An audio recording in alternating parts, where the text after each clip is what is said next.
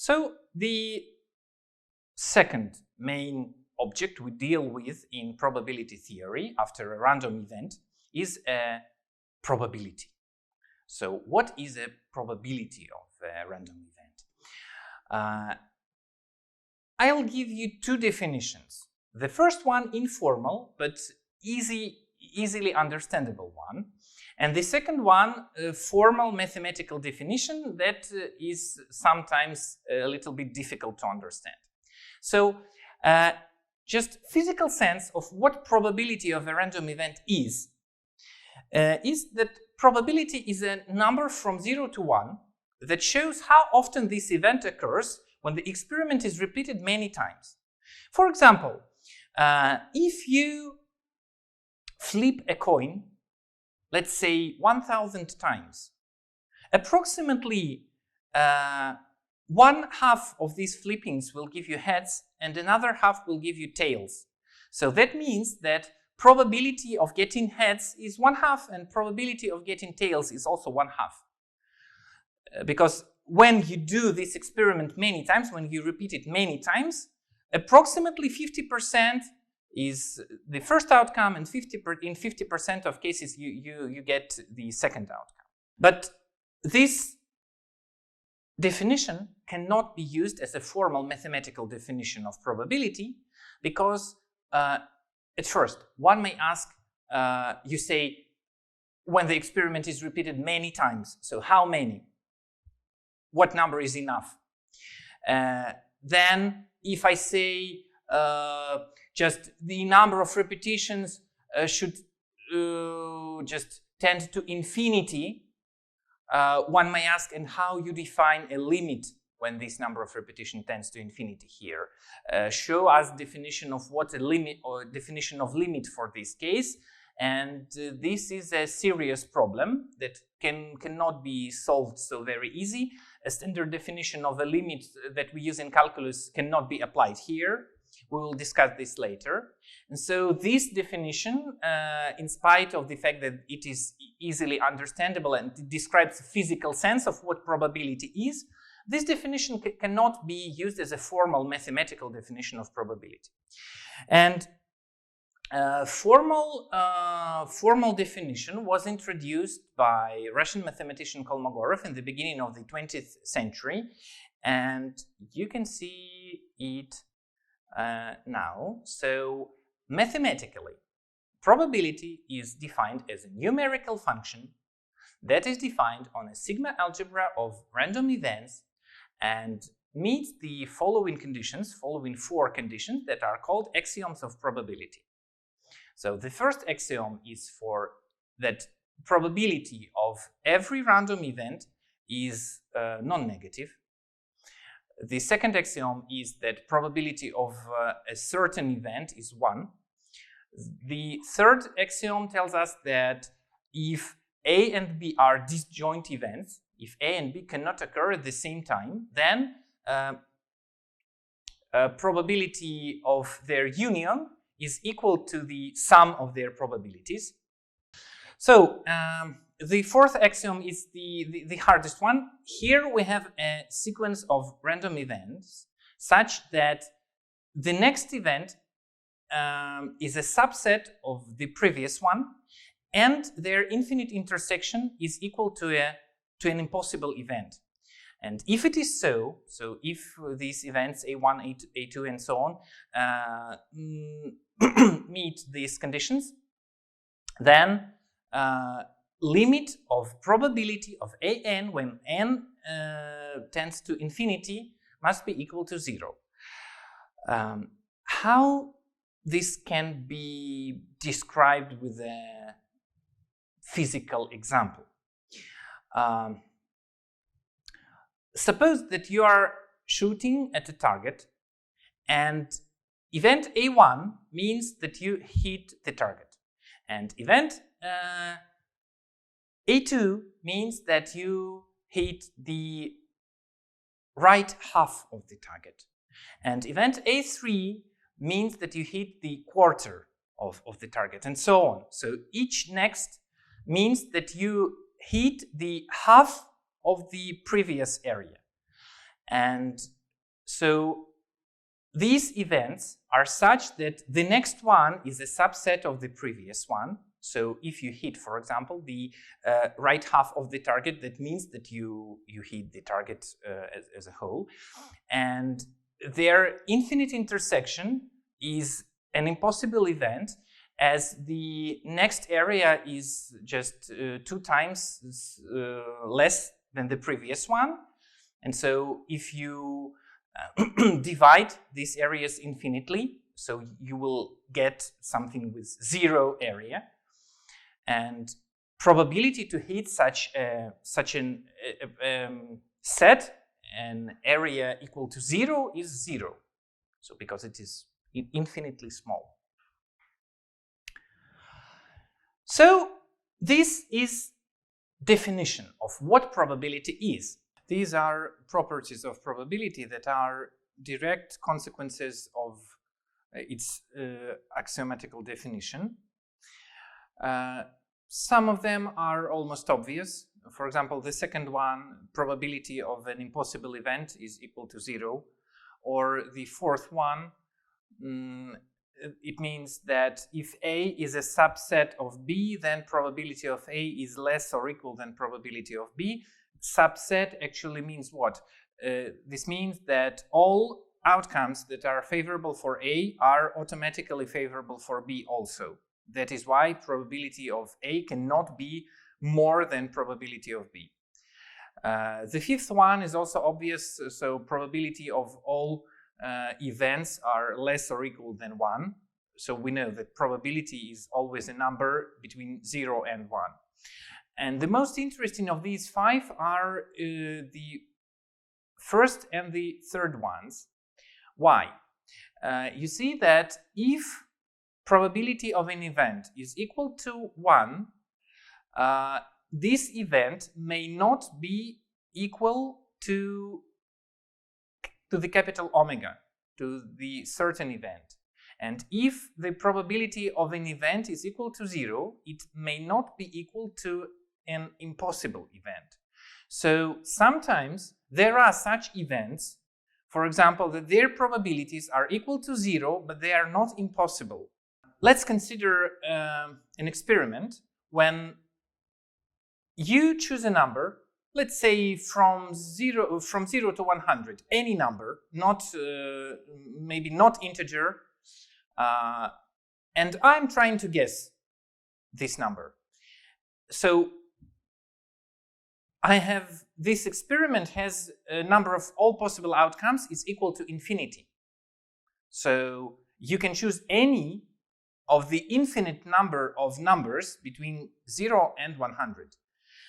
So, and only one is right. When I'm guessing what you have chosen, only one outcome is favorable. For the event, I will guess the number you have chosen. Only one out of infinite number of outcomes. So that is why probability that I will guess the number you have chosen is 0. 1 divided by infinity, that is 0. But this event is not an impossible one. It is not physically impossible. So I can open my mouth and I can pronounce the number you have chosen. This is not an impossible. This is not a physically impossible situation. So that is why this event that I will guess the number you have chosen is not impossible, but its probability is equal to 0.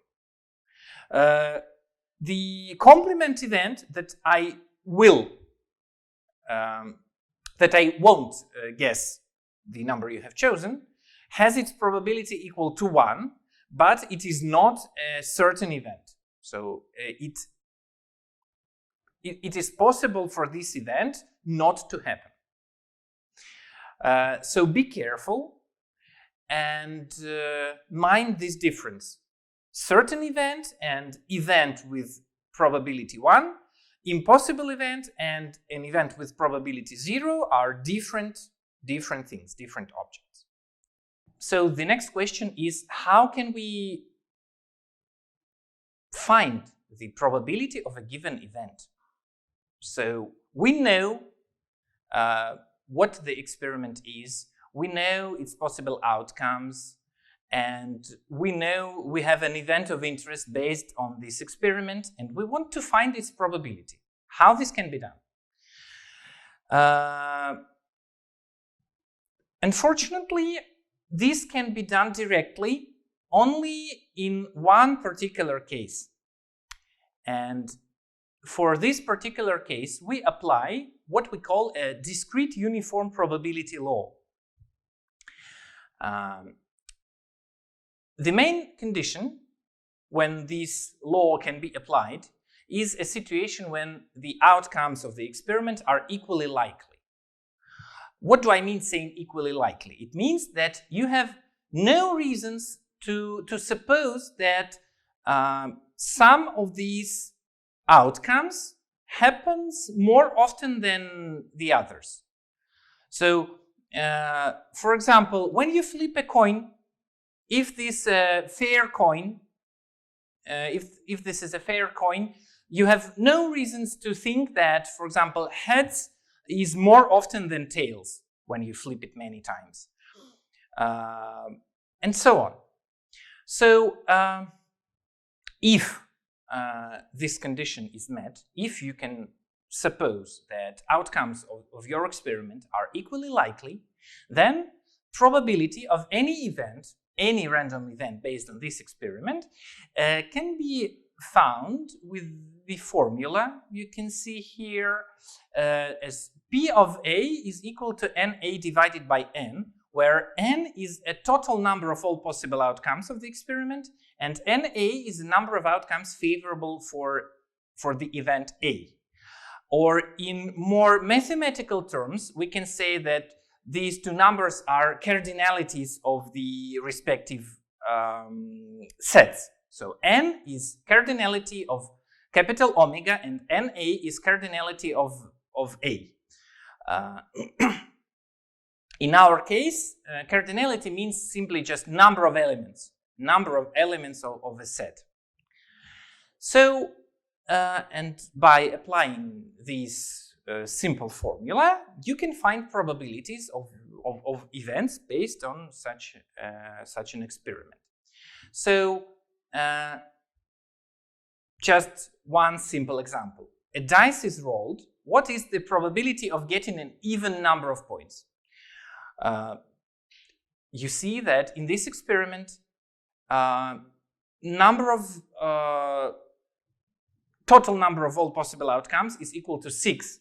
So, as a dice has 6 edges, and number of outcomes favorable for our event of interest, and our event of interest is getting an even number of points, is 3, as we have 3 outcomes, namely 2, 4, and 6, that give us an even number. And so probability of A is 3 divided by 6, or 1/2. So if the experiment is simple and total number of all possible outcomes can be easily found, and number of outcomes favorable for our event of interest also can be easily found, in that case, so you will see no difficulty in applying this formula. This formula looks very simple, as we just divide one number by the other, but there are many examples where we have to do many calculations before this division to understand how many outcomes our experiment has and how many of them are favorable for our event of interest. Let's discuss an example of this kind. Let's say that I have a group of 15 students and 10 of them are boys and 5 are girls. And I choose 3 students at random, 3 out of 15.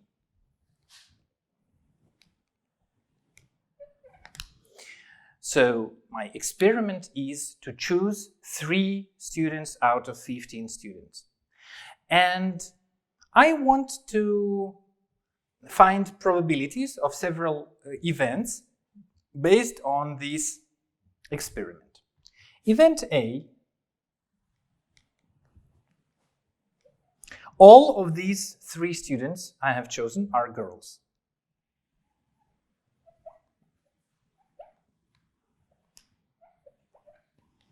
Event B,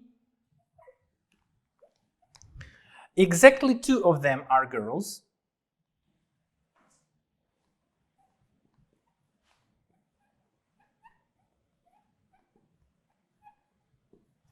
And event C, at least 2 of them are girls.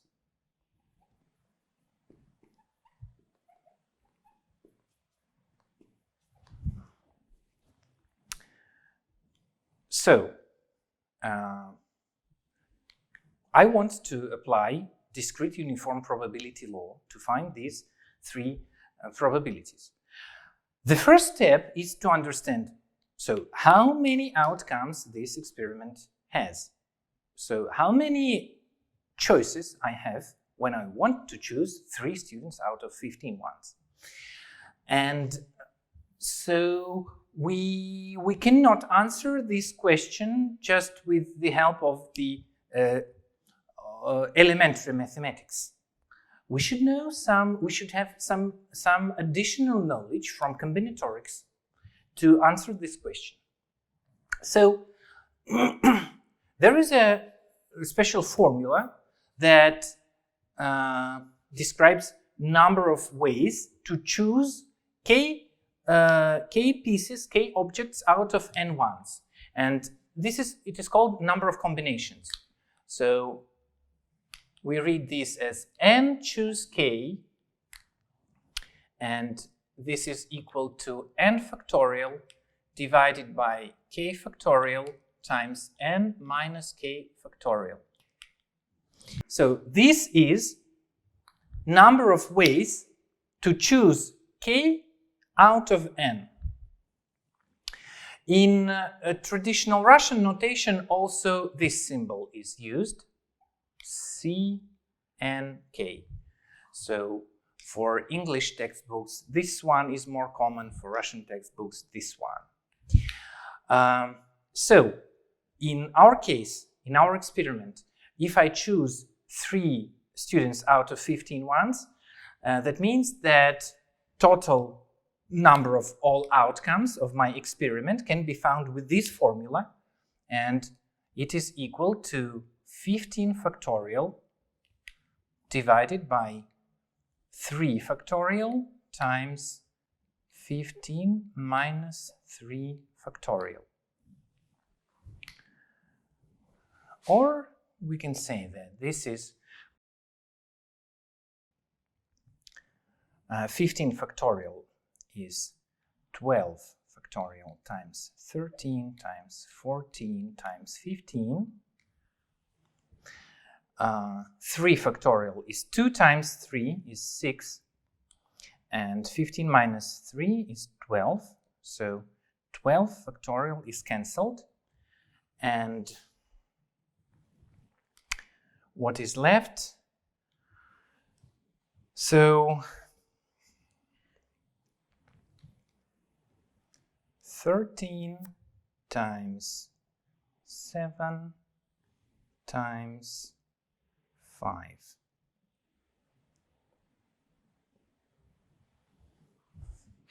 So total number of all possible outcomes is 455.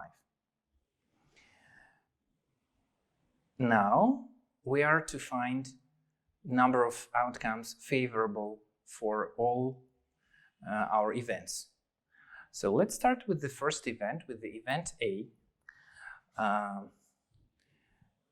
So here we are to choose 3 girls. So how many choices we have?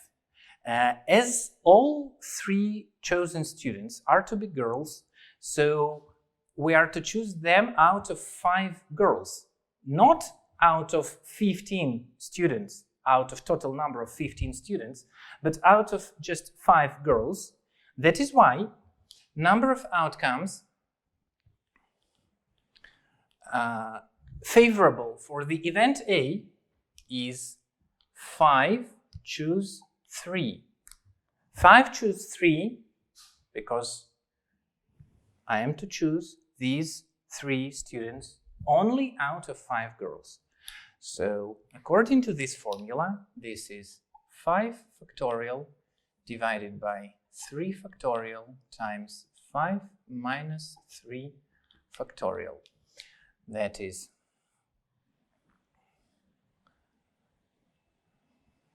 2, 3, 4, 5 here, 2 times 3 times 2 here. So this is cancelled, this is also cancelled, and finally we have 2 times 5, 10 outcomes. So that means that probability of A, according to our formula, is NA divided by N. So it is 10 divided by 455. So if we express this with a decimal number, this approximately is equal to 0.022. Okay, now let's go to the second event, to the event B. So here exactly 2 out of 3 chosen students are to be girls.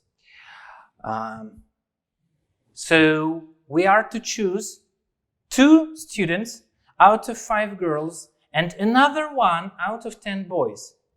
So here, total number of outcomes favorable for this event is number of ways to choose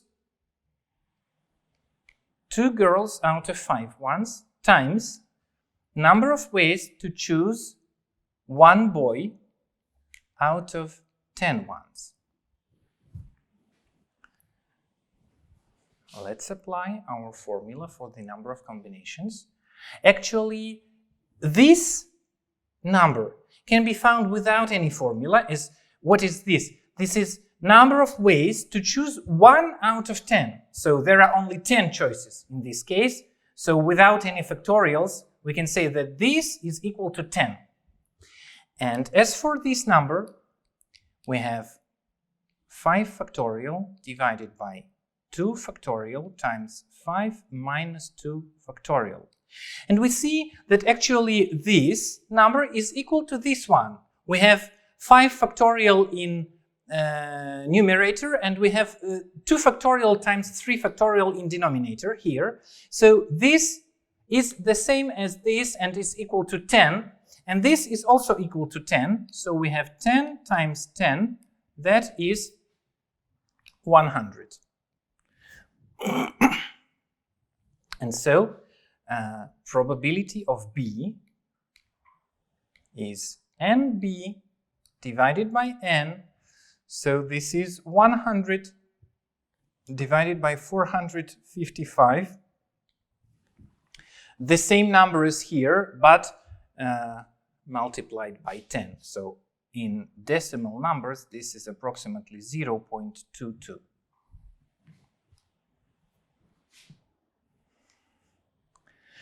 And now, let's answer the last question. Let's find the last probability here, probability of the event C. So, at least 2 of them are to be girls here. What does it mean? At least 2. At least 2 out of 3 means 2 or 3. So, that means that all outcomes when 2 of our 3 students chosen are girls are favorable for us, and all outcomes when all 3 are girls are also favorable. So here we see that all outcomes favorable for the event A are favorable for C, and all outcomes favorable for the event B are also favorable for C. So here we can find number of outcomes favorable for C, just adding number of outcomes favorable for A and favorable for B. So NC is equal NA plus NB is 10 plus 100, that is 110. And so probability of C is equal to 110 divided by 455, that is in decimal numbers approximately 0.242.